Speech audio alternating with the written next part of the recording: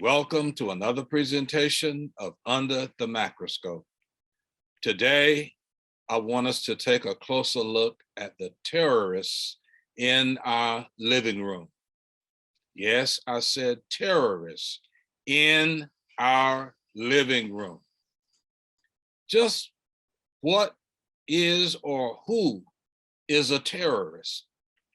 The most widely used definition for a terrorist describes a person, male or female, who uses violence, threats of violence, and intimidation to get what they want. The word terrorist almost always paints a picture of a mean-looking, heavily armed, unkempt, dirty-looking individual who appears to have no regard for life, even their own. But do all terrorists fit that mold? I think not. Terrorists disrupt, dismantle, destroy all sense of peace and calm and well-being in attempts to rule and dominate others, making sure that things go their way, even if they have to kill innocent people in the process. There are terrorists who do not openly carry high-powered weapons or other weapons of mass destruction, at least none that we can see, nor do they look despicably dirty and unkempt.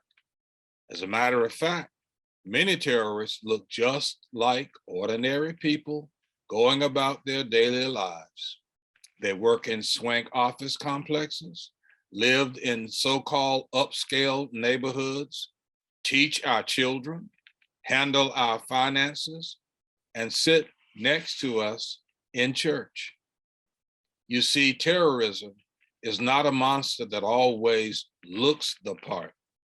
Terrorism is a state of mind and heart that wishes destruction upon everyone and everything that embraces decency and integrity.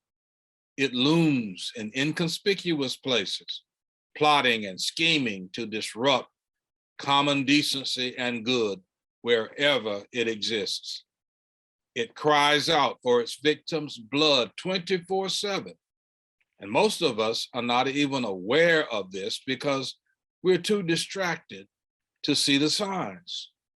Ignorance is bliss. Just ask the average citizens about how they feel about certain issues, crucial issues.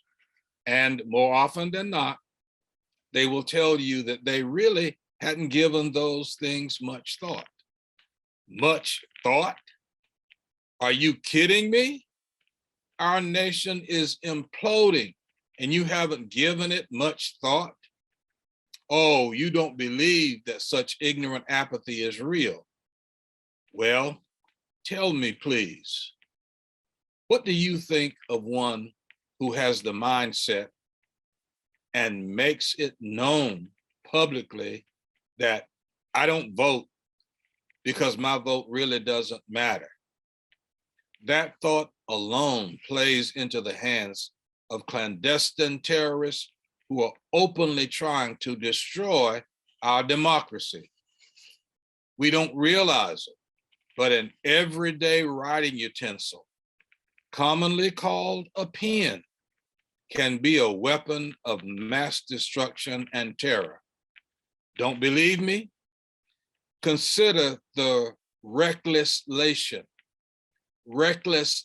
some call it legislation, that is signed with a pen into, quote, law that totally disrupts and or destroys the well-being and lives of hardworking people who become hopeless and helpless victims at the hands of those who could care less about anyone other than themselves. That is happening right here in this country. Pay attention to some of the reckless-lation that has passed in recent years. When the haves ruthlessly abuse the have-nots just because they can, that is a blatant act of terror.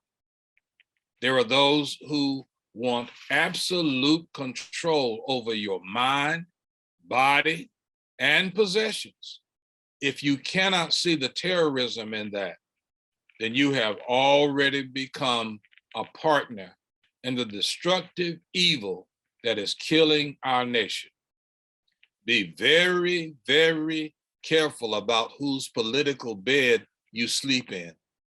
The product of your lusts could very well be the monster that will devour your very soul. Just another Mackian observation. Thanks for listening. Follow me on Facebook at Under the Macroscope. You may also follow me on YouTube at Mac McRae. Please subscribe and share. And if you wish, you can make a contribution of your choosing by using the QR code on the screen. You may also write to me at Mac McRae, P.O. Box 403, Pineville, North Carolina, 28134. See you next time. And remember, under the macroscope, we take a closer look.